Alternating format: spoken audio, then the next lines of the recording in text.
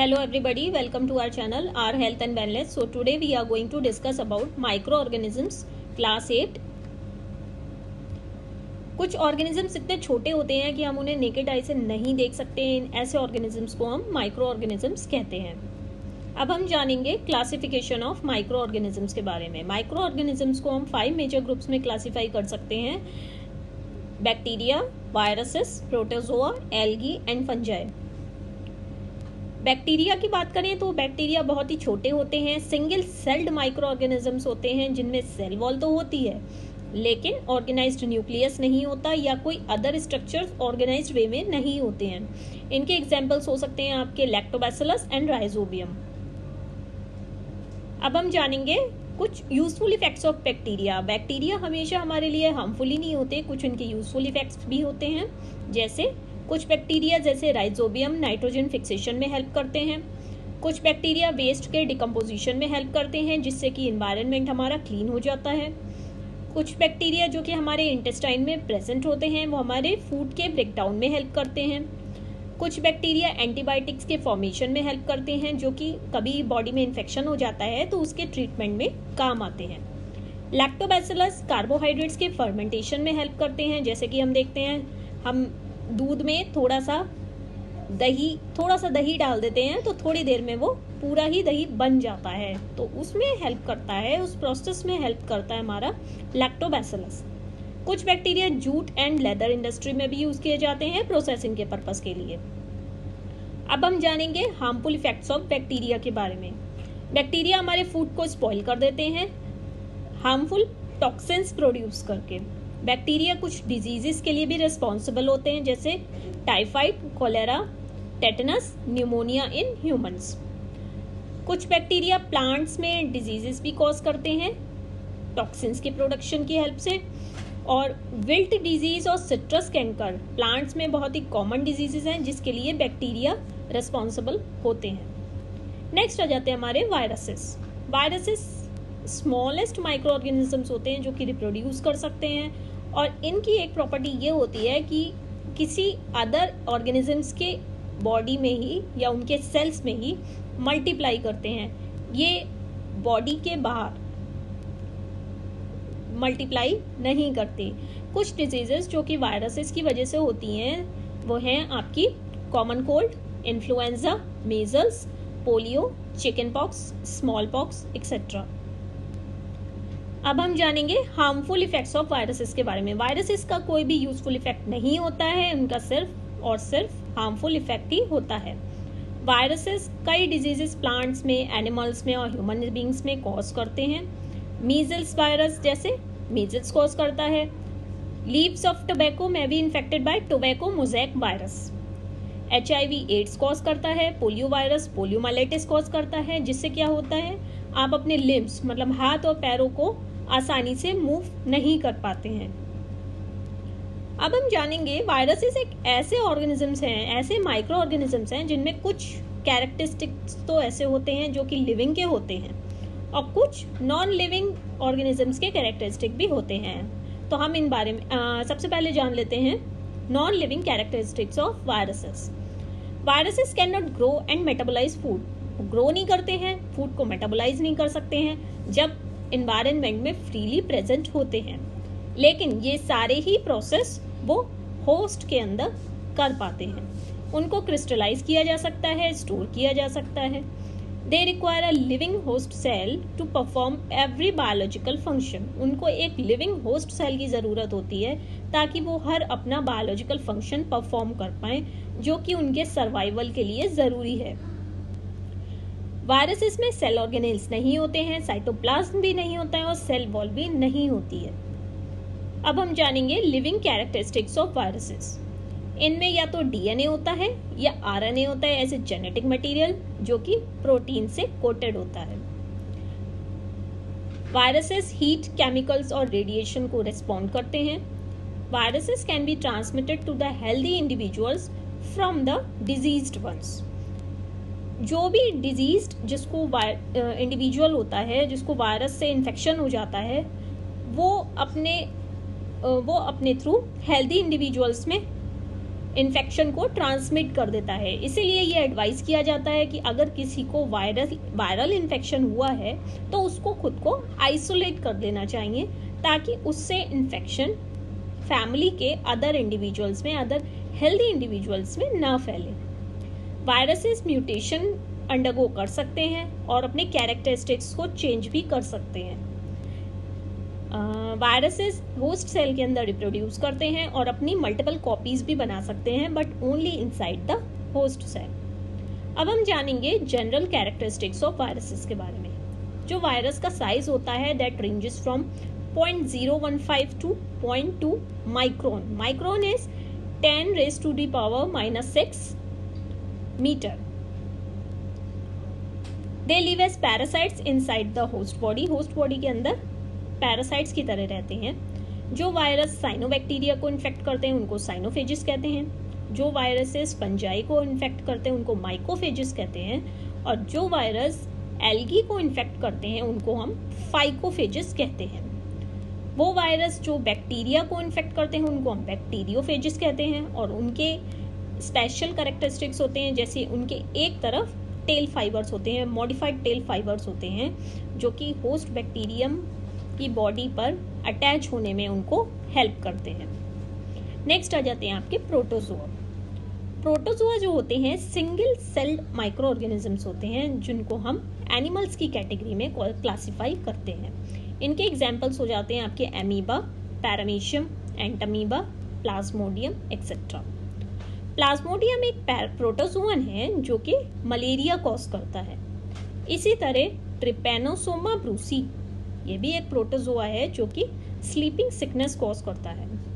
Entamoeba histolytica भी एक protozoa है जो कि अमीबिक डायसेंट्री कॉज करता है। और एंटामीबा जिंजिवालिस जो कि हमारी ओरल कैविटी में रहता है और हमारी ओरल कैविटी में इन्फेक्शन कर सकता है। नेक्स्ट आ जाता है आपका algae. Algae is a large group of simple plant like organisms. ये इनको प्लांट की कैटेगरी में हम क्लासिफाई करते हैं। इनमें क्लोरोफिल होता है और वो फोटोसिंथेसिस के थ्रू फूड को प्रोड्यूस कर सकते हैं। एल्गी के एग्जांपल्स हो जाते हैं आपके chlamydomonas, spirogyra, blue green algae etcetera. अब एल्गी के भी हमारे कुछ यूजफुल एंड हार्मफुल इफेक्ट्स होते हैं similar to that of bacteria. अब हम जानेंगे यूजफुल इफेक्ट्स ऑफ एल्गी के बारे में। Red and brown algae help in making medicine. जो हमारे रेड एंड ब्राउन एल्गी होते हैं वो मेडिसिन के फॉर्मेशन में हेल्प करते हैं। They enrich the water with oxygen as a result of photosynthesis. क्योंकि ये पानी में रहते हैं इसलिए फोटोसिंथेसिस के थ्रू वाटर को ऑक्सीजन से रिच कर देते हैं, इनरिच कर देते हैं। सीवीड्स को बहुत ही लार्ज स्केल में चाइना एंड जापान में कंज्यूम किया जाता है। जो हम अगार यूज करते हैं कल्चर मीडियम में, जिसमें हम माइक्रो ऑर्गेनिजम्स को ग्रो करते हैं लेबोरेटरी में, ये हमारा रेड एल्गी से बनता है। Algae is a rich source of minerals like iodine, potassium, sodium and proteins. अब हम जानेंगे हार्मफुल इफेक्ट्स ऑफ एल्गी के बारे में। अगर एल्गी की ग्रोथ बहुत ज़्यादा हो जाती है तो ऑक्सीजन लेवल्स वाटर में कम हो जाते हैं। कुछ एल्गी टॉक्सिन्स रिलीज करते हैं जिससे कि पानी ड्रिंकिंग के लिए फिट नहीं रह जाता। लो ऑक्सीजन लेवल्स अगर वाटर में हो जाते हैं तो उसका हार्मफुल इफेक्ट ये होता है कि हमारे एक्वेटिक प्लांट्स एंड एनिमल्स की डेथ हो जाती है। कुछ एल्गी पॉन्ड्स में बहुत ही रैपिडली ग्रो करते हैं, लेक्स में बहुत रैपिडली ग्रो करते हैं और बहुत ही मोटी लेयर ऑफ एल्गी बना लेते हैं जिसको हम एल्गल ब्लूम कहते हैं। Rapid growth of algae sometimes causes poisonous effect. अगर बहुत ही तेजी से ग्रोथ होती है एल्गी की तो ये पॉइजनस भी हो सकते हैं जब इनकी डेथ हो जाती है, क्योंकि ये पानी को पल्यूट कर देते हैं जिससे यूट्रोफिकेशन हो सकता है। नेक्स्ट आ जाता है आपका fungi. Fungi has a large group of organisms जिनमें क्लोरोफिल नहीं होता है और इनमें पावर ऑफ फोटोसिंथेसिस नहीं होती है। इनके एग्जांपल्स हो जाते हैं आपकी east, mould, Penicillium, Aspergillus etcetera. अब हम जानेंगे यूजफुल इफेक्ट्स ऑफ फंजाई के बारे में। ईस्ट जो कि एक फंजाई है उसको इडली, डोसा, ब्रेड के फर्मेंटेशन में, प्रिपरेशन में हेल्प करते हैं, क्योंकि इनकी जो डो होती है वो ईस्ट की मदद से ही फर्मेंट होती है। फंजाई आपके प्लांट एंड एनिमल वेस्ट के डिकम्पोजिशन में हेल्प करते हैं, जिससे कि हमारा एनवायरनमेंट क्लीन हो जाता है। फंजाई को कुछ फंजाई को हम केमिकल्स के प्रोडक्शन में हेल्प कुछ फंजाई केमिकल्स के प्रोडक्शन में हेल्प करते हैं। ड्रग मैन्युफैक्चरिंग इंडस्ट्रीज में भी यूज किया जाता है। फंजाई न्यूट्रिएंट्स को रिसाइकिल करने में हेल्प करते हैं, और कुछ फंजाई एडिबल भी होते हैं, जैसे मशरूम, जिनको हम खा सकते हैं। फंजाई डेड ऑर्गेनिक मैटर में फीड करते हैं, जैसे कि आपका लीफ लिटर हो जाता है, सॉइल है, डंग है, वुड है, या फिर डेड एनिमल्स हैं। हमारे एटमॉस्फेयर का 85% कार्बन रिसाइकिल कर देते हैं fungi from dead organic matter, और जो लॉक्ड अप न्यूट्रिएंट्स होते हैं, जो कि उसमें लॉक्ड होते हैं, उनको रिलीज करने में हेल्प करते हैं through the process of decomposition, ताकि वो बाकी ऑर्गेनिजम्स उनका इस्तेमाल कर सकें। कुछ मशरूम में यूनिक कंपाउंड्स होते हैं, न्यूट्रिएंट्स होते हैं, जो कि वायरसेस के अगेंस्ट भी इफेक्टिव होते हैं। हम जानते हैं वेल नोन एंटीबायोटिक जैसे पेनिसिलिन जो होता है, जो कि एक फंगस से डिराइव्ड है, लेकिन बैक्टीरियल इन्फेक्शंस को किल करने में हेल्प करता है। मशरूम्स में बहुत सारा विटामिन D2 होता है। फंजाई को हम इंडस्ट्रियल केमिकल्स के प्रोडक्शन में भी यूज करते हैं, जैसे आपका सिट्रिक एसिड है, मैलिक एसिड है, लैक्टिक एसिड है, और उनको फंजाई को हम कुछ एंजाइम्स के प्रोडक्शन में भी हेल्प करते हैं, जैसे आपके लाइपेज है, सेलुलेज है, या फिर एमाइलेज है। अब हम जानेंगे हार्मफुल इफेक्ट्स ऑफ फंजाई के बारे में। फंजाई हमारे फूड को स्पॉइल कर देते हैं अगर हम वार्म या मॉइस्ट प्लेसेस में रखते हैं। रेनी सीजन में ये लेदर, फर्नीचर, क्लोथ्स में ग्रो कर जाते हैं, उनको डैमेज कर देते हैं। हमारी स्किन, स्कैल्प या नेल्स में इन्फेक्शन भी कर सकते हैं। कुछ प्लांट डिजीजेस जो कि फंजाई से होती हैं, वो होती हैं आपकी rust, blight, wilt and smut, जिससे क्या होता है पूरा का पूरा क्रॉप ही खराब हो जाता है। फंजाई प्लांट्स एंड एनिमल्स में भी डिजीजेस का रीजन बनते हैं। नेक्स्ट आ जाता है आपका लाइकेंस। अब लाइकेंस क्या होते हैं? लाइकेंस ऐसे ऑर्गेनिजम्स हैं जो कि एक एल्गी एंड फंजाई की सिम्बायोटिक एसोसिएशन से बनते हैं। कैसे? एल्गी में क्लोरोफिल होता है जो कि फूड प्रिपरेशन कर सकता है through the process of photosynthesis, but fungi में कोई क्लोरोफिल नहीं होता, लेकिन ये न्यूट्रिएंट्स के एब्जॉर्प्शन में हेल्प करता है। कुछ लाइकेंस के एग्जांपल्स हो सकते हैं जैसे क्लेडोनिया, असनिया एक्सेट्रा। लाइकेंस हमें ट्री बार्क में मिल सकते हैं, एक्सपोज्ड रॉक में भी मिल सकते हैं। नेक्स्ट आता है question, where do micro organisms live? कहाँ पर रहते हैं माइक्रो ऑर्गेनिजम्स? माइक्रो ऑर्गेनिजम्स हमें मिल सकते हैं एयर में, वाटर में, सॉइल में।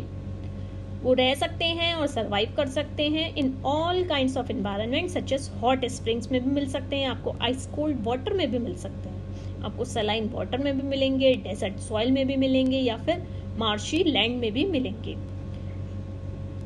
माइक्रो ऑर्गेनिजम्स हमें dead and decomposed organic matter में भी मिल सकते हैं, ह्यूमन बॉडी में भी प्रेजेंट होते हैं, बाकी एनिमल्स की बॉडी में भी प्रेजेंट होते हैं, और कुछ लिविंग इंडिविजुअल्स की बॉडी में एज ए पैरासाइट भी रहते हैं। अब कुछ यूजफुल माइक्रो ऑर्गेनिजम्स भी होते हैं, जैसे कि हमने अभी पढ़ा था, कर्ड, ब्रेड और केक के प्रोडक्शन में हेल्प करते हैं माइक्रो ऑर्गेनिजम्स।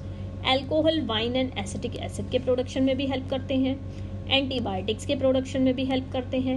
एग्रीकल्चर में भी यूज किए जाते हैं ताकि हमारी सॉइल की फर्टिलिटी इंक्रीज हो पाए, और हमारे एनवायरनमेंट को क्लीन भी करते हैं by decomposing the organic matter of dead plants, dead animals या एनिमल वेस्ट, और इन सबको ये हार्मफुल और सिंपल सब्सटेंसेस में कन्वर्ट कर देते हैं। नेक्स्ट यूज आ जाता है इनका एंजाइम्स के प्रोडक्शन में, जैसे लाइपेज है, लैक्टेज है, प्रोटीएज है, पेप्टाइडेज है, या फिर स्टेरॉइड प्रोडक्शन में भी हेल्प करते हैं, जिनको हम ह्यूमन बॉडी में इंजेक्ट करते हैं for different purposes. Secondary treatment of sewage treatment, इसमें भी हेल्प करते हैं माइक्रो ऑर्गेनिजम्स। कुछ बैक्टीरियल और फंगल स्पीशीज को हम एज इंसेक्टिसाइड या पेस्टिसाइड की तरह भी यूज करते हैं। कुछ विटामिन के प्रोडक्शन में भी हेल्प करते हैं, जैसे कि विटामिन B1-2। कुछ एंटीबायोटिक्स और एंटीवायरल्स के प्रोडक्शन में भी हेल्प करते हैं माइक्रो ऑर्गेनिजम्स। एंटीबायोटिक्स वो होते हैं जो बैक्टीरिया को किल करते हैं, और एंटीवायरल्स वो होते हैं जो वायरसेस को किल करते हैं इनसाइड आवर बॉडी। कुछ माइक्रो ऑर्गेनिजम्स का यूज होता है बायोटेक्नोलॉजी एंड रिसर्च में भी, जैसे कुछ laboratories bacteria, fungi and viruses को रिसर्च वर्क में भी यूज करते हैं। इनकी जो नॉन वायरोलेंट फॉर्म्स होती हैं उनको सब्जेक्ट्स की बॉडी में इंजेक्ट कर दिया जाता है, जिनको ड्यूरिंग क्लिनिकल ट्रायल्स, और जिससे मेडिसिन्स, वैक्सीन्स और डिजीजेस के क्योर के डेवलपमेंट में बहुत हेल्प मिलती है। मिल्क जो होता है उसको कर्ड में कन्वर्ट कर देता है लैक्टोबैसिलस, जिससे क्या होता है, ये मिल्क को कर्ड में पूरा को पूरा कन्वर्ट कर देता है। जब आप एक प्री मेड कर्ड, थोड़ा सा कर्ड आप वार्म मिल्क में डालते हैं तो जो लैक्टोबैसिलाई हमारे कर्ड में होते हैं वो रैपिडली मल्टीप्लाई करते हैं मिल्क में, और जो लैक्टोज शुगर मिल्क में प्रेजेंट होती है वो लैक्टिक एसिड में कन्वर्ट हो जाती है, और यही लैक्टिक एसिड मिल्क को कर्ड में कन्वर्ट कर देता है। कर्ड का हम इस्तेमाल करते हैं इडली बनाने में, भटूरा बनाने में, ताकि वो सॉफ्ट एंड स्पंजी बन जाए। ईस्ट का इस्तेमाल करते हैं हम बेकिंग इंडस्ट्री में फॉर मेकिंग ब्रेड। जब आप ईस्ट को डो में मिक्स कर देते हैं तो जो ईस्ट है वो रिप्रोड्यूस करने लगता है और कार्बन डाइऑक्साइड गैस को रिलीज करता है। यही बबल्स कार्बन डाइऑक्साइड गैस के डो में भर जाते हैं और उससे उसका वॉल्यूम इंक्रीज हो जाता है। अब हम जानेंगे commercial use of micro organisms के बारे में। माइक्रो ऑर्गेनिजम्स को हम large scale production of alcohol and acetic acid के प्रोडक्शन में यूज किया जाता है। ईस्ट एक ऐसा माइक्रो ऑर्गेनिज्म है जिसको large scale production of alcohol में यूज करते हैं। East is capable of converting sugar into alcohol. Sugar को अल्कोहल में कन्वर्ट करने के लिए ईस्ट कैपेबल है। जो शुगर है अल्कोहल बनाने के लिए वो आती है आपके cane juice, sugar cane juice या फ्रूट जूस, या फिर कुछ ऐसे सब्सटेंसेस जैसे मेज, बार्ले एंड राइस। अब हम जानेंगे फर्मेंटेशन क्या होता है। Fermentation is the process of conversion of sugar into alcohol by the action of yeast.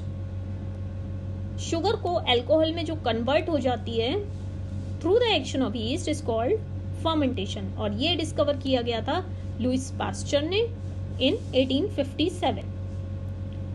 अब हम जानेंगे medicinal use of micro organisms. एक ऐसी मेडिसिन जो कि डिजीज कॉजिंग माइक्रो ऑर्गेनिज्म की ग्रोथ को स्टॉप करे या उसको किल कर दे, ऐसी मेडिसिन को हम एंटीबायोटिक्स कहते हैं, जैसे पेनिसिलिन, स्ट्रेप्टोमाइसिन, इराइथ्रोमाइसिन, टेट्रासाइक्लिन एक्सेट्रा। सबसे पहला एंटीबायोटिक पेनिसिलिन जो बना था वो बाय चांस बन गया था, बनाना कुछ और था और बन गया एंटीबायोटिक पेनिसिलिन। और ये एक फंगस होता है पेनिसिलियम, उससे एक्सट्रैक्ट किया जाता है। In 1929 Alexander Fleming discovered it, और ये बहुत ही इफेक्टिव होते हैं in curing the diseases caused by micro organisms such as bacteria. But antibiotics अगर कोई वायरल इन्फेक्शन है तो उसमें बिल्कुल भी इफेक्टिव नहीं होते हैं। अब हम जानेंगे कुछ प्रिकॉशंस। जब हम एंटीबायोटिक्स का यूज करते हैं तो हमें क्या प्रिकॉशन लेनी चाहिए। सबसे पहले तो एंटीबायोटिक हमें एक क्वालिफाइड डॉक्टर की एडवाइस पर ही लेने चाहिए, प्रॉपर डोज में लेनी चाहिए, और जो फुल कोर्स ऑफ एंटीबायोटिक्स होता है जो कि डॉक्टर प्रिस्क्राइब करता है उसको हमें कंप्लीट कर देना चाहिए। हमें अननेसेसरी एंटीबायोटिक्स नहीं लेने चाहिए। कई बार क्या होता है, एनिमल्स में जो माइक्रोबियल डिजीज होती हैं उनको क्योर करने के लिए एंटीबायोटिक्स को उनके जो फीड होता है, उनका खाना जो होता है उसमें मिक्स कर दिया जाता है ताकि वो उसको ले सकें। एंटीबायोटिक्स को कई प्लांट डिजीजेस के कंट्रोल में भी हेल्प करते हैं। नेक्स्ट हम जानेंगे वैक्सीन। वैक्सीन क्या होता है। वैक्सीन जो है हमें एक पर्टिकुलर डिजीज के अगेंस्ट इम्यूनिटी प्रोवाइड करती है। वैक्सीन्स हेल्दी पर्सन को दी जाती है ताकि उनको कुछ diseases through out their life ना अफेक्ट करें। जब कोई वैक्सीन जिसमें कि डेड या अलाइव माइक्रो ऑर्गेनिज्म होता है उसको हम किसी हेल्दी इंडिविजुअल के अंदर या तो ओरली देते हैं या फिर थ्रू इंजेक्शन देते हैं, तो उस इंडिविजुअल की बॉडी रिस्पॉन्ड करती है by producing antibodies in his blood. ये एंटीबॉडीज हमारे बॉडी में कोई भी alive disease causing micro organism है तो उसको किल कर देती हैं। कुछ एंटीबॉडीज हमारे ब्लड में बहुत लंबे समय तक रहती हैं to fight the same micro organism and kill them if they happens to enter the body at a later date. Vaccination is a process of giving a vaccine orally और by injection. Vaccination एक ऐसे process है जिसमें हम vaccine orally या injection के through देते हैं जो कि एक पर्टिकुलर डिजीज के अगेंस्ट प्रोटेक्शन प्रोवाइड करती है। कुछ डिजीजेस जो कि वैक्सीनेशन से प्रिवेंट की जा सकती हैं वो हैं polio, small pox, chicken pox, cholera, measles, hepatitis, tuberculosis, rabies, diphtheria, pertussis etcetera. Edward Jenner ने स्मॉल पॉक्स की वैक्सीन डिस्कवर की थी। अब हम जानेंगे सॉइल फर्टिलिटी कैसे इंक्रीज होती है। कुछ माइक्रो ऑर्गेनिजम्स जो कि सॉइल में प्रेजेंट होते हैं वो नाइट्रोजन गैस को एटमॉस्फेयर से नाइट्रोजन कंपाउंड्स में कन्वर्ट कर देते हैं जो कि सॉइल में मिक्स हो जाते हैं और हमारी सॉइल की फर्टिलिटी को इंक्रीज करते हैं। कुछ बैक्टीरिया जैसे कि राइजोबियम और blue green algae nitrogen gas को फिक्स कर सकते हैं फ्रॉम द एटमॉस्फेयर ताकि हमारी सॉइल में नाइट्रोजन कंपाउंड्स इंक्रीज हो जाएं और हमारी सॉइल की फर्टिलिटी बढ़ जाए। नेक्स्ट आ जाता है आपका क्लीनिंग द एनवायरनमेंट। कुछ माइक्रो ऑर्गेनिजम्स जो हमारा ऑर्गेनिक मैटर होता है डेड प्लांट्स में, डेड एनिमल्स में या एनिमल वेस्ट में, उसको डिकम्पोज कर देते हैं और उनको सिंपल सब्सटेंसेस में कन्वर्ट कर देते हैं जिससे कि हमारा एनवायरनमेंट क्लीन हो जाता है। ये माइक्रो ऑर्गेनिजम्स माइक्रो न्यूट्रिएंट्स को रिसाइकलिंग में हेल्प करते हैं जिसको as a food green plants further use कर सकते हैं। नेक्स्ट आता है आपका हार्मफुल माइक्रो ऑर्गेनिजम्स।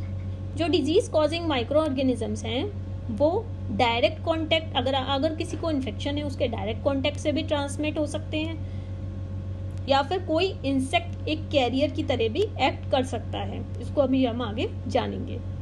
कुछ होती हैं कम्युनिकेबल डिजीजेस, वो माइक्रोबियल डिजीजेस जो कि एक इन्फेक्टेड पर्सन से हेल्दी पर्सन में ट्रांसमिट हो सकती हैं थ्रू एयर, वाटर, फूड या फिर physical contact. These are called communicable diseases. Air के थ्रू हो सकती हैं, वाटर के थ्रू हो सकती हैं, थ्रू फूड या फिर फिजिकली कांटेक्ट से। ये होती हैं आपकी common cold, cholera, chicken pox etcetera. Communicable diseases हो सकती हैं थ्रू द फॉलोइंग वेज। या तो हम एयर जिसमें माइक्रो ऑर्गेनिजम्स हैं उसको ब्रीथ कर लें, या फिर इन्फेक्टेड फूड या वाटर कंज्यूम करते हैं। इंसेक्ट बाइट के थ्रू हो सकती है, इन्फेक्टेड निडल्स के थ्रू की शेयरिंग की वजह से भी हो सकती है, या फिर हम किसी इन्फेक्टेड पर्सन को टच भी करते हैं, इवन टच भी करते हैं तब भी हो सकती है। अब हम जानेंगे carriers of disease causing micro organisms. कुछ इंसेक्ट्स होते हैं जो कि डिजीज कॉजिंग माइक्रोब्स को हमारी बॉडी में ट्रांसफर कर देते हैं और डिजीजेस को स्प्रेड करते हैं। इनको हम कैरियर्स कहते हैं। जो मोस्ट कॉमन कैरियर्स हैं 2, वो हो जाते हैं आपके house fly and mosquito.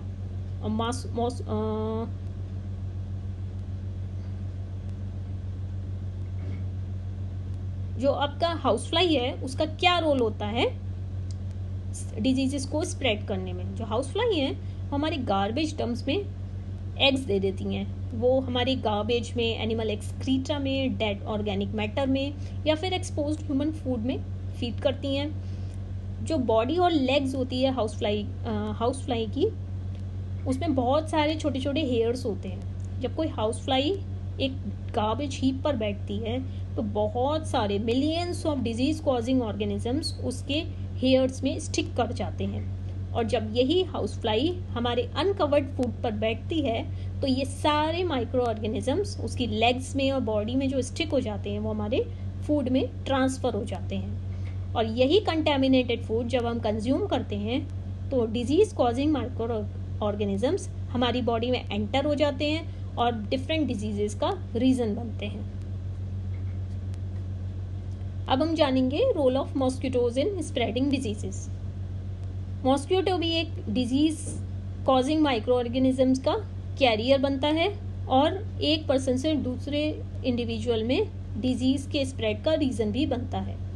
Micro organisms stagnant water में, जो कि पॉन्ड्स में अवेलेबल हो सकता है, डर्टी ड्रेन्स में हो सकता है, पूल्स में हो सकता है, डिचेस में हो सकता है, या फिर शैलो लेक्स में हो सकता है, वहाँ पर ब्रीड करते हैं।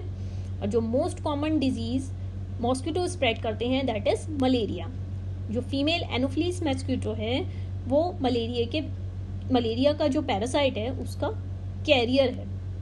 मलेरियल पैरासाइट है हमारा प्लाज्मोडियम, जो कि मलेरिया डिजीज कॉज करता है। जब कोई फीमेल एनोफिलीस मॉस्किटो एक ऐसे इंडिविजुअल को बाइट करती है जिसको ऑलरेडी मलेरिया डिजीज है, वो उसका ब्लड को सक कर लेती है और जिसमें आपके ऑलरेडी मलेरियल पैरासाइट माइक्रोब्स होते हैं।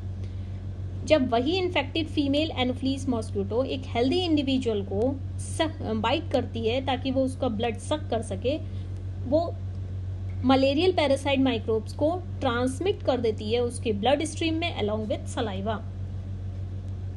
जब ब्लड में रिसीव हो जाते हैं मलेरियल पैरासाइट तो एक हेल्दी इंडिविजुअल को इस तरह से मलेरिया हो सकता है। Another disease that is spread by mosquitoes is dengue. Dengue भी इसी तरह ट्रांसमिट होता है लेकिन ये वायरस से होता है और इसका कैरियर है फीमेल एडीज मॉस्किटो, और यही डेंगू को पर्सन टू पर्सन स्प्रेड कर देता है।